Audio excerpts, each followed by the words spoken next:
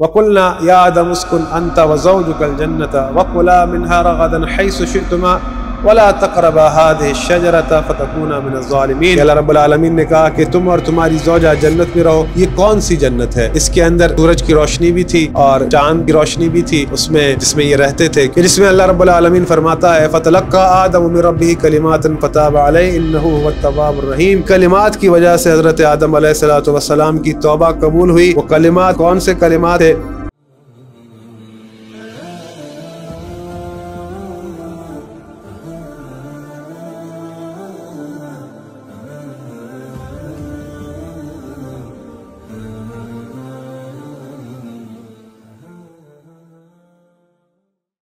आऊज़ु बिल्लाहि मिनश शैतानिर रजीम बिस्मिल्लाहिर रहमानिर रहीम अल्हम्दुलिल्लाहि रब्बिल आलमीन वस्सलातु वस्सलामु अला सय्यिदिल मुरसलीन व आलिहि तय्यिबीन अत्ताहिरीन अल मासूमीन अल मज़लूमीन। अज़ीज़ान मोहतरम, उम्मीद करता हूँ कि आप खैरियत से होंगे और अल्लाह रब्बुल आलमीन से दुआ गो हूँ कि अल्लाह रब्बुल आलमीन बिहक़्क़ि मोहम्मद व आले मोहम्मद अलैहिस्सलाम आप तमाम मोमिनीन को खुशहाल व आबाद रखे। हमारे मौला व आका इमाम महदी अलैहिस्सलातु वस्सलाम का जल्द अज़ जल्द ज़ुहूर फरमाए। अज़ीज़ान मोहतरम,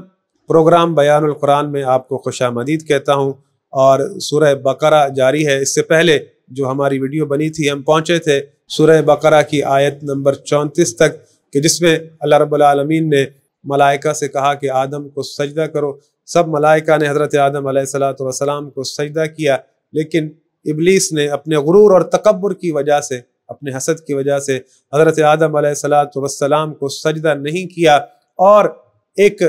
उम्र तूलानी उसने अल्लाह रब्बुल आलमीन की जो इबादत की, रियाजतें की, सबका सब कुछ ज़ाया किया और अल्लाह रब्बुल आलमीन के अम्र की खिलाफ वर्जी करने की वजह से अल्लाह की बारगाह में से निकाला गया। अल्लाह रब्बुल आलमीन ने उसे लानत करके अपनी बारगाह से निकाला और मोहलत दी। उसने मोहलत तलब की, अल्लाह रब्बुल आलमीन ने उसे मोहलत दी और उसने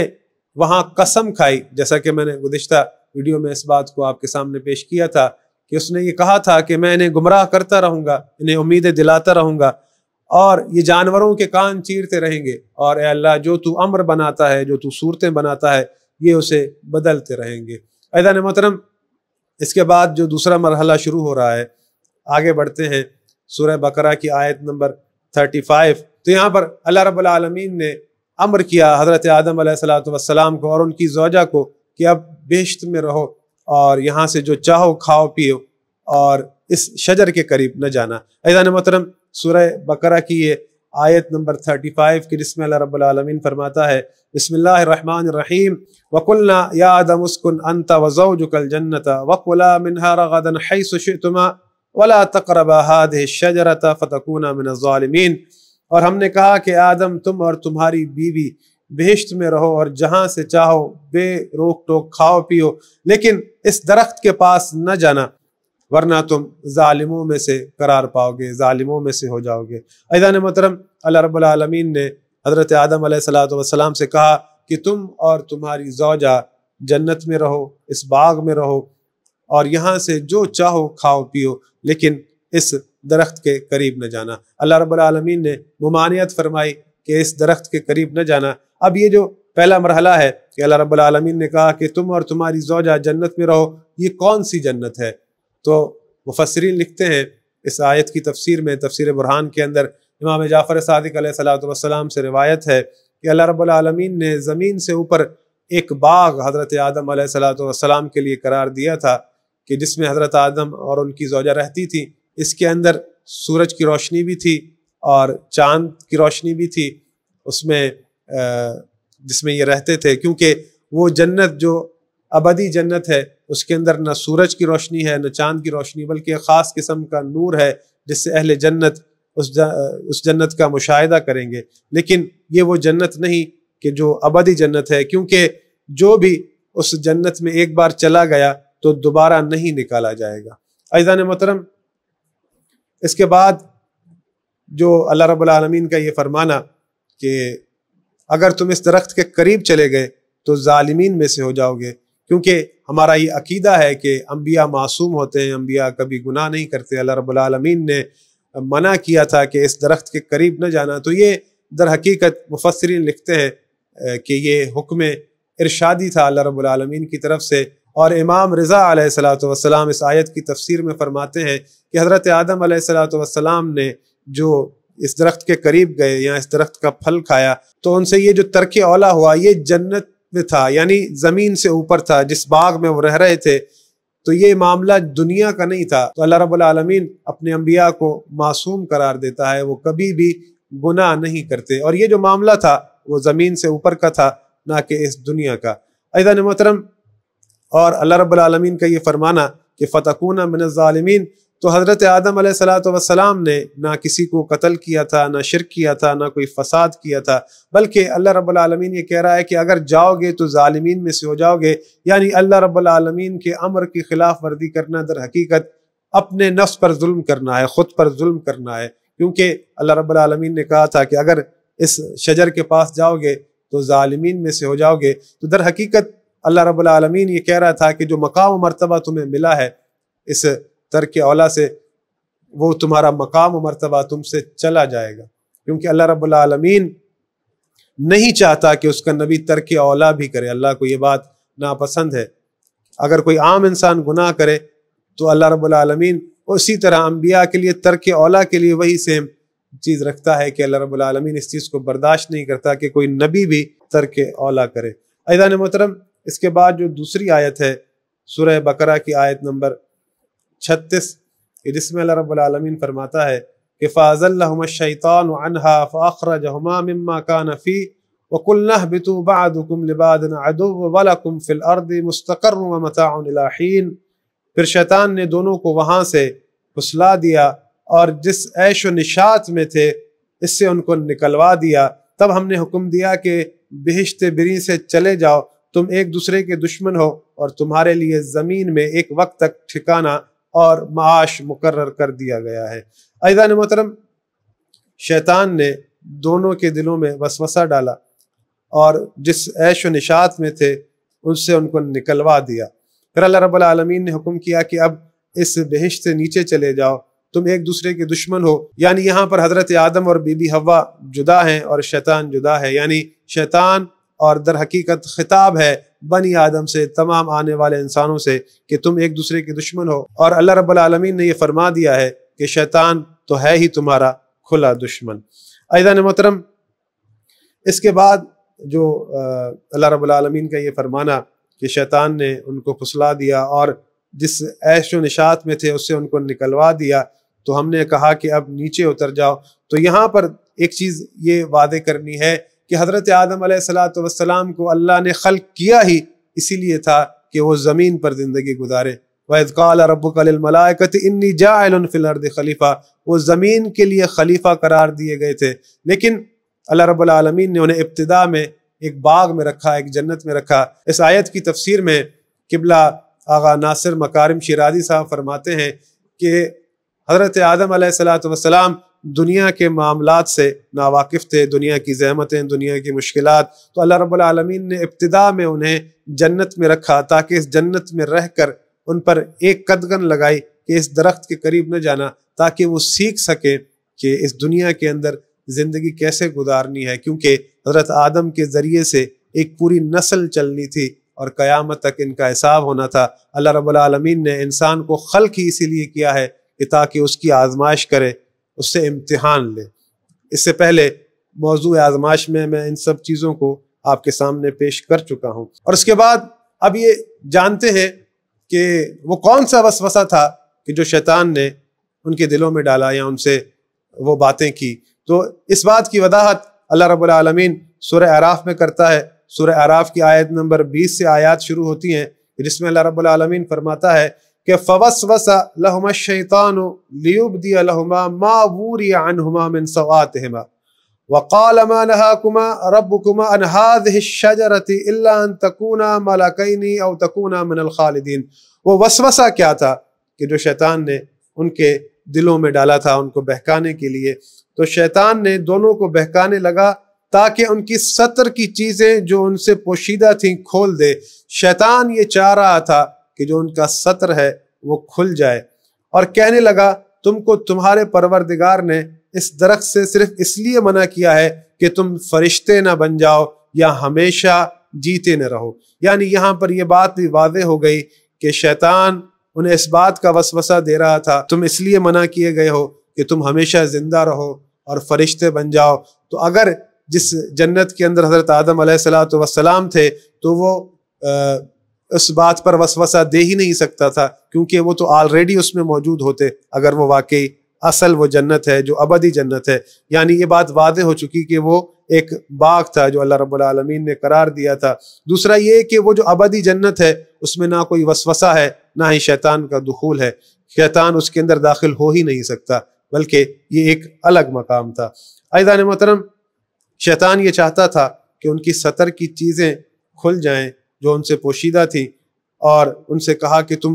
تمہیں اس لیے منع کیا گیا ہے اس درخت کے قریب جانے سے کہیں تم فرشتے نہ بن جاؤ یا ہمیشہ جیتے نہ رہو۔ یہ وسوسہ ان کے دلوں میں ڈالا۔ پھر جو اس کے بعد آیت نمبر 21 ہے سورہ اعراف کی، اس میں اللہ رب العالمین فرماتا ہے وَقَاسَمَهُمَا إِنِّي لَكُمَا لَمِنَ النَّاصِحِينَ، اور ان سے قسم کھا کر کہا کہ میں تو تمہارا خیر خواہ ہوں، تمہاری خیر خواہی چاہتا ہوں۔ یعنی اس آیت کی تفسیر میں تفسیر برہان کے اندر روایت موجود ہے، امام جعفر صادق علیہ السلام سے سوال ہوا تو امام نے توضیح دی کہ وَقَاسَمَهُمَا إِنِّي لَكُمَا لَمِنَ النَّاصِحِينَ، اس آیت کی تفسیر میں کہ حضرت جبرائیل علیہ السلام حضرت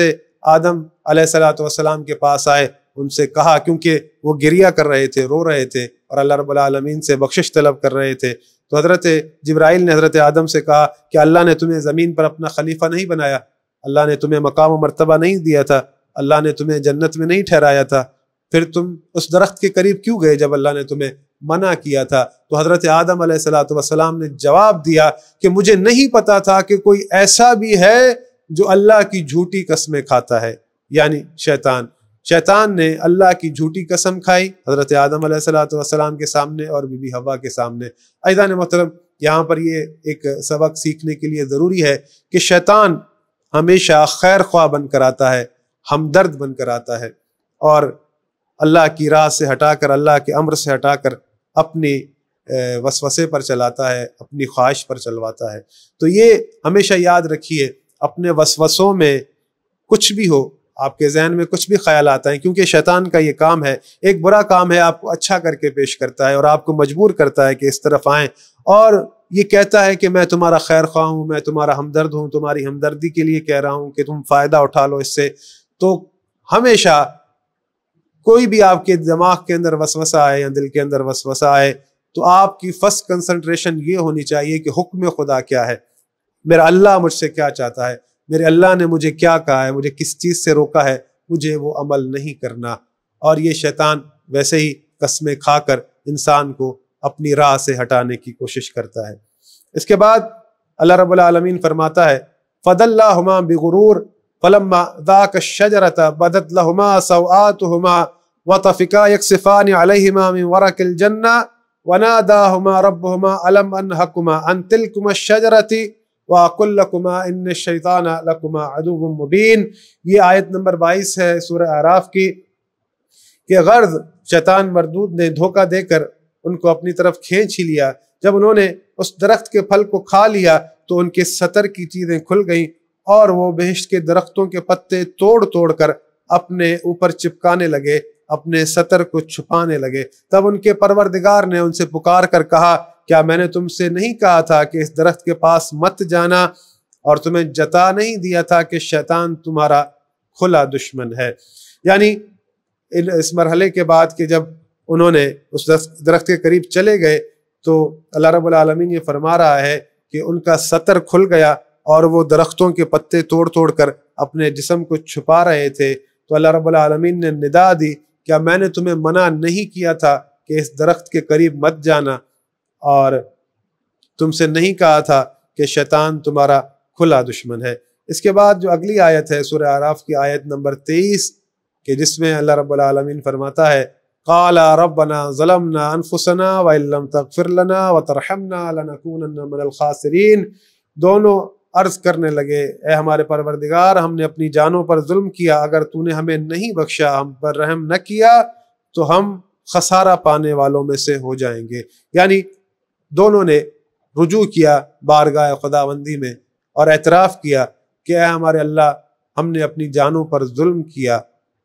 اگر تو نے ہمیں نہ بخشا، ہم پر رحم نہ کیا تو ہم خسارہ پانے والوں میں سے ہو جائیں گے۔ یہ جو ترک اولا انہوں نے کیا، اب انہیں احساس ہو چکا، کیونکہ ان کے ذہنوں کے اندر جو وسوسے تھے وہ سمجھ نہ سکے کہ یا ہمارا اپنا خیال ہے یا شیطان وسوسے کر رہا ہے۔ انہیں اس بات کی سمجھ آ گئی کہ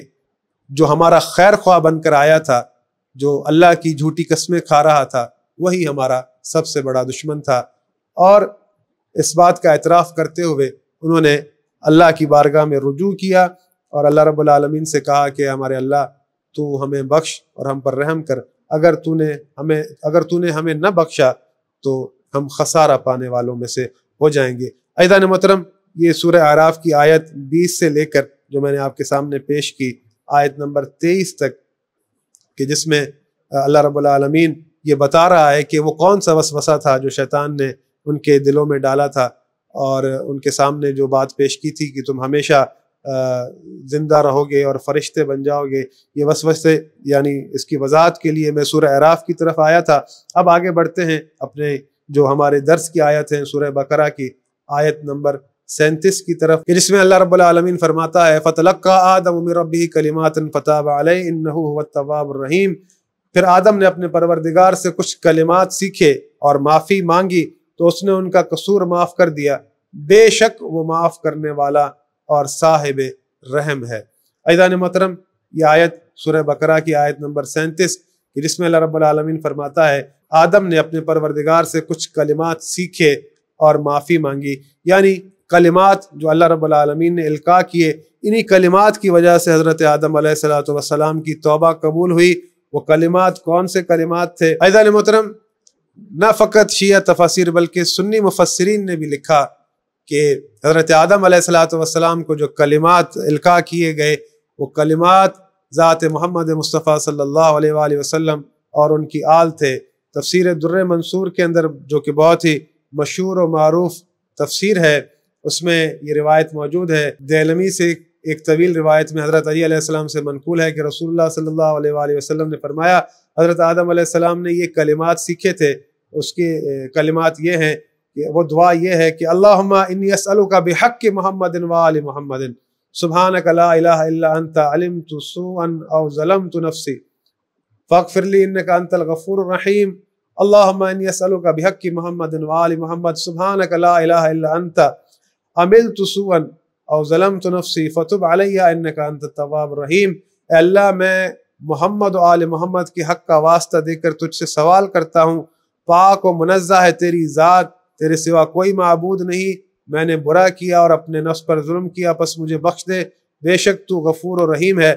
اے اللہ، میں محمد و آل محمد کے حق کا واسطہ دے کر تجھ سے التجا کرتا ہوں، پاک و منزہ ہے تیری ذات، تیرے سوا کوئی معبود نہیں، میں نے برا کیا اور اپنے آپ پر ظلم کیا، بس میری توبہ کو قبول فرما، بے شک تو توبہ کو قبول کرنے والا بڑا رحیم ہے۔ اس طرح سے تفسیر در منصور کے اندر آیا ہے، اور اسی آیت کی تفسیر میں حضرت ابن عباس سے روایت ہے کہ وہ فرماتے ہیں کہ رسول اللہ صلی اللہ علیہ وآلہ وسلم سے میں نے پوچھا کہ وہ کون سے کلمات تھے جن کی وجہ سے حضرت آدم علیہ السلام کی توبہ قبول ہوئی، تو رسول اللہ صلی اللہ علیہ وآلہ وسلم نے فرمایا کہ وہ کلمات میرا نام تھا، مجھ محمد صلی اللہ علیہ وآلہ وسلم کا نام تھا، اور میرے بعد علی، فاطمہ اور حسن حسین کا نام تھا۔ یہ کلمات تھے جو اللہ رب العالمین ان کے وسیلے سے حضرت آدم علیہ السلام کی توبہ کو قبول کیا۔ عزیزان محترم، حضرت آدم علیہ السلام کی توبہ دونوں سنی شیعہ مفسرین لکھ رہے ہیں کہ جو کلمات جن کی وجہ سے، جن کے حق کی وجہ سے، جن کے وسیلے کی وجہ سے حضرت آدم علیہ السلام کی توبہ قبول ہوئی، وہ کلمات محمد و آل محمد علیہ السلام ہیں، یعنی وہ آل ابا جو آیہ تطہیر کے اندر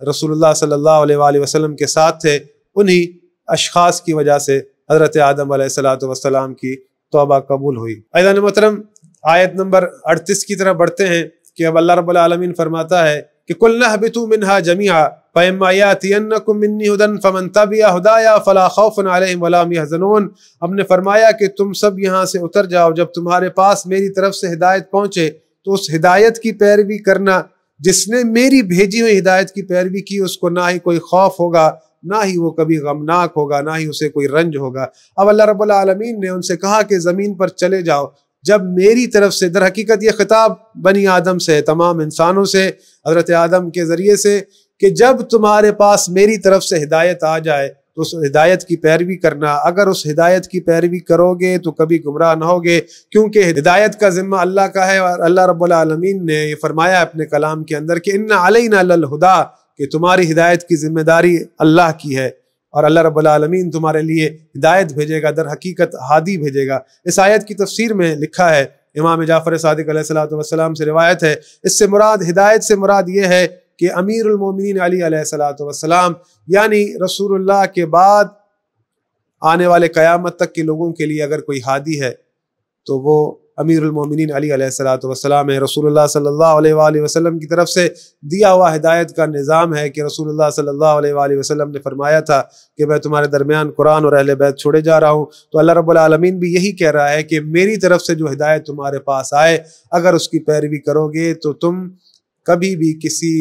غم میں مبتلا نہیں ہوگے، کبھی کسی رنج میں نہیں پڑو گے۔ یعنی اس ہدایت کی پیروی کے ذریعے اگر تم اللہ کی بارگاہ میں جب محشر کے دن حاضر ہوگے تو کسی بھی پریشانی میں نہیں ہوگے۔ اور اگر یہ ہدایت ہے، رسول اللہ کے بعد ہدایت کا سلسلہ ہے، تو وہ محمد و آل محمد علیہ السلام کی ولایت ہے۔ اور اس کے بعد آج کی ہماری آخری آیت درس کی کہ والذین کفروا وکذبوا بآیاتنا اولئک اصحاب النار هم فیہا خالدون۔ والذین کفروا، اور جنہوں نے انکار کیا، وکذبوا بآیاتنا، اور ہماری آیتوں کی تکذیب کی، اولئک اصحاب النار، یہ اہل جہنم ہیں، ہم فیہا خالدون، جو اس میں ہمیشہ رہیں گے، تا ابد جہنم میں رہیں گے۔ یعنی اللہ رب العالمین اب آگے جو لوگ انکار کرنے والے ہیں، اہل انکار ہے، جو اللہ کی آیتوں کی تکذیب کرتے ہیں، ان کے لیے کہہ رہا ہے کہ جو بھی میری ان آیتوں کی تکذیب کرتا ہے، جو بھی میری ہدایت کی تکذیب کرتا ہے، وہ اہل نار ہے، اہل جہنم ہے، جو اس میں ہمیشہ رہے گا۔ عزیزان محترم، کسی بھی صورت کوئی اللہ کی آیتوں کا انکار کرنے والا نہ ہو، اللہ کی باتوں کا انکار کرنے والا نہ ہو۔ اللہ رب العالمین یہی چاہتا ہے کہ میرا انکار نہ کرو، میری آیتوں کی تکذیب نہ کرو، میری باتوں کا انکار نہ کرو۔ جو اللہ کی باتوں کا انکار کرتے ہیں وہ ہمیشہ جہنم میں رہیں گے، اللہ کی آیتوں کی تکذیب کرتے ہیں ہمیشہ جہنم میں رہیں گے، ان کے واپس لوٹنے کی کوئی امید نہیں ہے۔ اس تمام درس کے اندر جو اللہ رب العالمین نے یہ آیتیں بیان فرمائی، میں نے آپ کے سامنے پیش کی۔ اللہ رب العالمین نے قصہ بتایا کہ حضرت آدم علیہ السلام کو اللہ نے جنت میں رکھا، ایک نافرمانی کی وجہ سے وہ زمین پر آئے، حالانکہ وہ اللہ رب العالمین نے انہیں خلق زمین کے لیے کیا تھا، لیکن ہمارے لیے درس یہ ہے کیونکہ شیطان نے اللہ کے امر کا انکار کیا، اللہ کی آیتوں کی تکذیب کی، تو لہذا وہ بھی جہنم میں ہے، اور کسی صورت وہ ہمارا خیر خواہ نہیں ہے، وہ ہم سے انکار کروانا چاہتا ہے، اللہ کی آیتوں کا، اللہ کا انکار کروانا چاہتا ہے۔ کسی بھی صورت شیطان کے فریب میں ہمیں نہیں آنا چاہیے۔ اللہ رب العالمین سے دعا ہے کہ اللہ رب العالمین ہم سب کو محمد و آل محمد علیہ السلام کی اطاعت و فرما برداری میں زندگی گزارنے کی توفیق عطا فرمائے، اللہ کی باتوں کے آگے سر تسلیم خم ہونے کی توفیق عطا فرمائے، اللہ کی باتوں کے آگے جھکنے کی توفیق عطا فرمائے۔ اللہ رب العالمین ہمیں مقام تسلیم عطا کرے۔ والسلام علیکم ورحمۃ اللہ وبرکاتہ۔